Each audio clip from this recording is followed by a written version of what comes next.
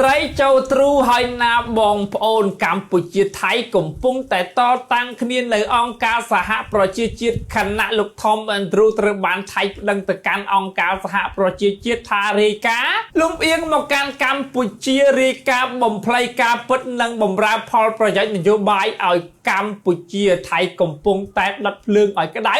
កំដៅទឹកឲ្យពុះព្យាយាមលាក់បាំងទង្វើអាក្រក់របស់ខ្លួនប៉ុន្តែយ៉ាងណាក៏ដោយក៏ខ្មែរអត់ភ័យដែរព្រោះថាខ្មែរមានភាគរយច្រើនក្នុងការឈ្នះថៃនៅអង្គការសហប្រជាជាតិថៃគ្រាន់តែផ្ញើលិខិត 3-4 សន្លឹកទៅកាន់អង្គការសហប្រជាជាតិតាក់ទងជាមួយទៅនឹងរបាយការណ៍របស់លោកថមអាន់ដ្រូចំណែកខាងកម្ពុជាមានទាំងផតាំងមានទាំងសាស័យរស់ប្រជាពលរដ្ឋប្រមាណ 700,000 នាក់ជាងអត់មានផ្ទះសម្បែងត្រូវជំនះខ្លួនផ្ទះសម្បែងពលរដ្ឋខ្មែរត្រូវបានបំផ្លាញដោយទីហ៊ានសៀមចឹងបានថាមកដល់ពេលនេះគឺត្រីចូលទ្រូហើយណាបងប្អូនយើងលំបាកណាស់ក្នុងការទាញឲ្យថៃចូលមកកាន់អង្គការសហប្រជាជាតិអញ្ចឹងនៅពេលដែលថៃប្តឹងលោកថមមិនទ្រូថាលំអៀងបំភ្លៃការពិតនិងបំរើនយោបាយឲ្យកម្ពុជាវាហាក់បីដូចជាហុចដងឲ្យកម្ពុជាចាក់ថៃមួយដាវអញ្ចឹងបានថាពេលនេះណាគឺជាពេលដែលកម្ពុជាត្រូវ